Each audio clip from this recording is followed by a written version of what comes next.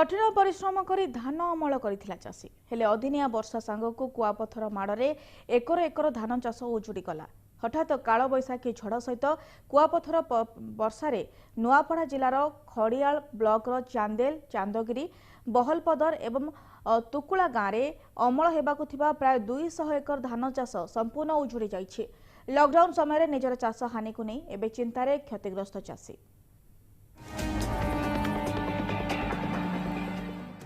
Corona मुकाबला राज्य में जारी रही लॉकडाउन सेपटे नुआपड़ा जिले में पिछा छाड़ुनी चाषी दुख। काल बैशाखी प्रबल कुआपथर माड़े उजुड़ी जाइछि एकर एकर फसल।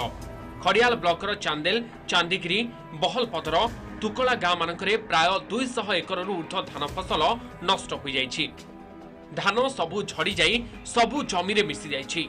किछि दिन परे चाषी धान अमल करिथांता हेले चाषीर आशा आशारे रहिगला। एबे कोरोना चिंता सांगकु चाष क्षति को नहीं चिंतारे क्षतिग्रस्त चाषी। लॉकडाउन थिबारु अभियोग सुनिबाकु केही नाहंती।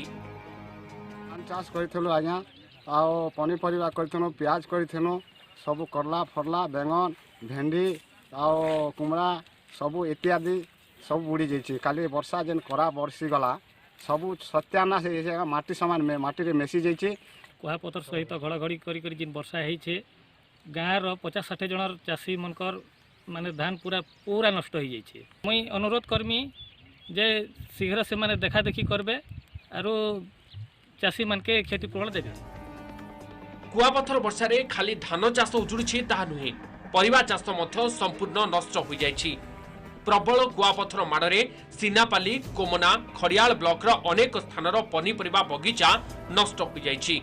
खड़ियाल ब्लॉकर अनेक गाँव में धान चाष व्यापक क्षति होइथिबा बेले क्षतिग्रस्त चाष जमी को अनुधान करी रिपोर्ट तैयारी हेबो बोली खड़ियाल उप कृषि अधिकारी प्रतिश्रुति देइथिले हे कैमेरा आगरे किछि कहिबाकु मना करि दैछंती। वर्षा हला 3टा समय ने सब कुआपथर पड़ी करी आमर चाष बास के सब ध्वंस कर देला। चाष तो सब क्षति हुई जे सरकार जदि आमके किछि सहयोग नहीं देबे बेले आमे त्राही नहीं ना आज्ञा। 100 ग्राम कुआपथर माड़े यह संपूर्ण क्षति हो जाइछि जहाँकि भी चाषी चिंतारे। यही चाष जमी ही से 2 टंका अर्थ रोजगार करी चली थांती। वर्तमान लॉकडाउन समय तांको पाखर अर्थ नथिबारु तांकर एकमात्र भरसा थिला सेही चाष जमी। एबे चाष जमी क्षति को नहीं हाथ मुंडरे दे बसी चाषी। तेणु यही चाषी को तुरंत रिपोर्ट अनुधान करी जिला कृषि अधिकारी यही चाषी को क्षतिपूरण देवा जरूरी हो पड़ी। नुआपड़ार गणेश राणा, MBC न्यूज।